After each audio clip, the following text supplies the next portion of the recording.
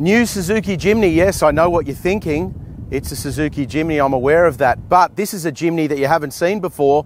It's one that everybody has been waiting for. It's the Suzuki Jimny XL.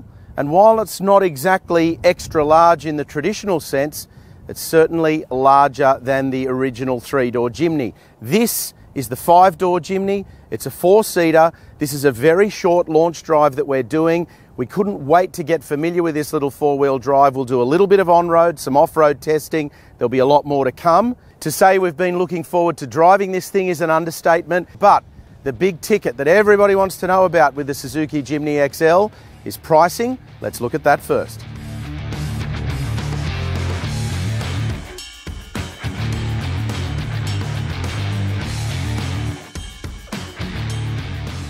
The Suzuki Jimny XL is priced from $34,990 plus on-road costs with a 5-speed manual transmission, or $36,490 plus on-road costs with a 4-speed automatic transmission. That's $3,000 more than the equivalent 3-door version. To say that the pricing is a little sharper than most of us expected is a fair point to make, and while the Jimny is hardly cheap for what you get, it's hard to think of another vehicle with this much street presence at this price point. Compared to the equivalent 3-door, the XL gains rear parking sensors, a 9-inch touchscreen up from 7 inches in the old model, wireless rather than wired Apple CarPlay, digital radio, adaptive cruise control on automatic variants but regular cruise control on the manual, that's shared with the 3-door models, and a metallic accented front grille. And those window switches you can see at the back of the centre console between the seats, they're for the rear windows.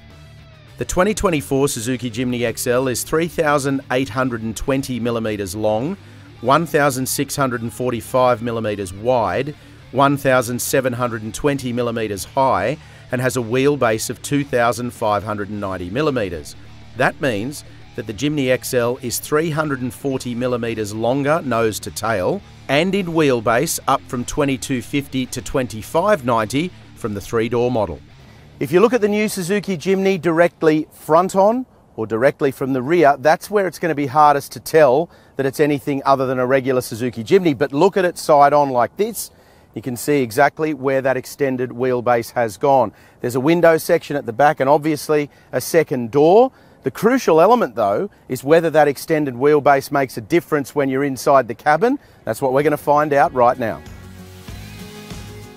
If you're looking at this thinking that it looks like I'm sitting in a Suzuki Jimny, guess what? You're right. This does look and feel like a Suzuki Jimny. It's very familiar up here in the front seat. All of the layouts, the screens, the controls, switchgear, steering wheel, all looks very familiar. And that's because this is a Suzuki Jimny, but not like the ones we've already test driven. The point that everybody wants to focus on, that is right behind me. So importantly, what I've done is I've set myself up for how I'd be driving. This is my position in a manual where I'd be sitting. It's what's in the second row that counts, because now there is a second row with a back door. Let's get in there and check it out. The thing that surprises me the most when I get here in the second row is that there is actually some space here. So of course, that front seat is set where I would be driving, and I can still sit in here. Now, I wouldn't call this a long wheelbase Bentley, and I wouldn't want to sit here and drive all the way from Sydney to Melbourne, but for running around town, practicality for family, if you're not using it all the time, this is actually quite useful. There's plenty of headroom. My head is not hitting the roof.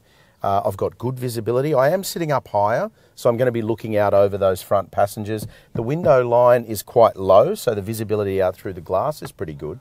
And, you know, it's hardly luxurious here, but I'm surprised how much room there is. I do have to say that.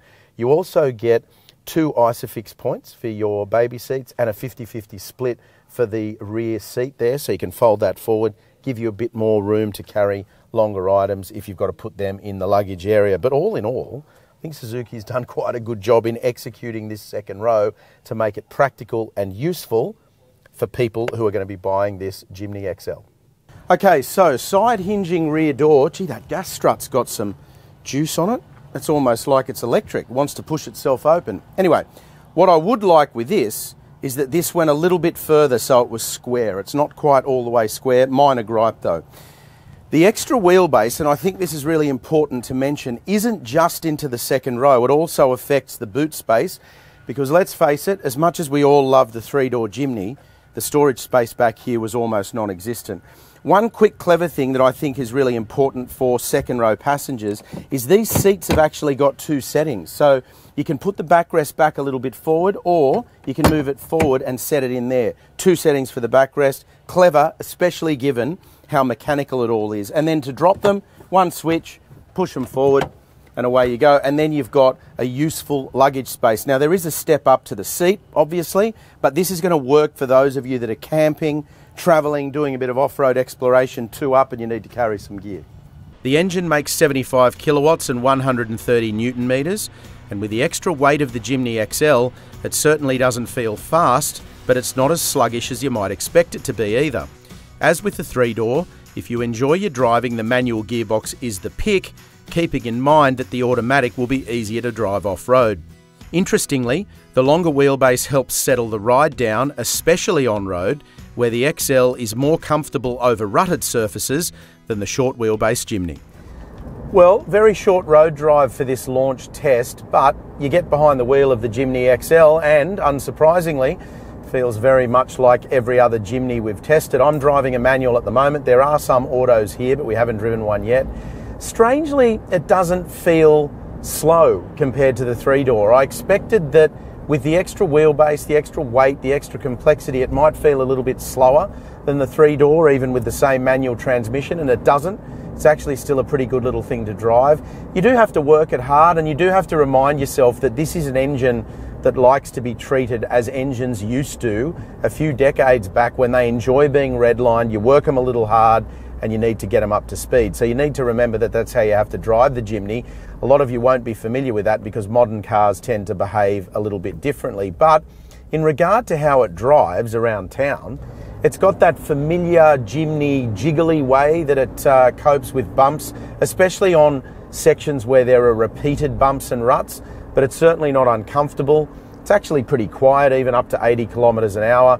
And I think if you're buying this to run around town, and let's face it, that's what a lot of people do, even though these are particularly good off-road, and we will test that soon. But if you're buying this predominantly to drive around town, I think it'll do exactly what you want, with the added bonus of you don't have to worry about potholes and poor road surfaces. You just bomb around town and enjoy yourself while you're doing it. Unsurprisingly, the long wheelbase Jimny is particularly good off-road. We've just been over a mogul section. Wheel travel's good, grip is good, and it doesn't do anything too weird or scary.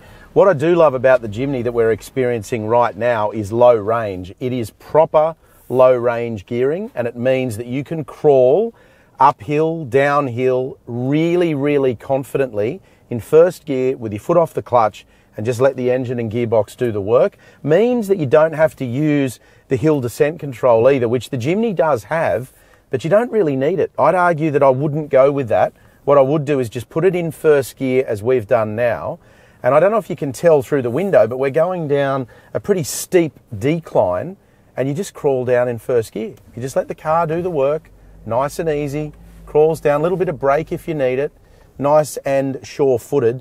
And this thing is particularly good off-road. Now, the sad reality is that most Aussies who buy one are never going to do any serious off-roading in it, and you're entitled to do that. It's your car, you can do whatever you like. But if you do buy a Jimny, whether it's a three-door or a five-door, get out here and do some off-roading. You're going to love it. And of course, it goes without saying that when you're on a launch, it's very protracted what we're able to do with it because we're running to someone else's schedule, a very tight time frame. This has been a very short test drive, both on and off-road. We're looking forward to spending more time with the Jimny. You can believe that we will do some proper off-roading in it when we get one through the Drive Garage shortly. So there it is, the short story on the long Suzuki Jimny. As I said, there'll be a lot more testing to come with this vehicle in the Drive Garage, particularly off-road. Now, I've got a question for you before we wrap up. If you're buying a Suzuki Jimny right now, you're buying a new one, you don't have an order in, are you getting the three-door or are you getting the longer wheelbase five-door? It's a tough question. Let us know in the comments section below. For me, even though this drives a little better, especially on the road, I think I'm still going to buy a three-door Jimny. I don't know, there's just something about it that fits right for me. Let us know what you think in the comments section below. Don't forget to hit like if you've enjoyed the video. Click on subscribe so you stay up to date with all of our latest video content and the full review on the new Suzuki Jimny XL. That's over at drive.com.au.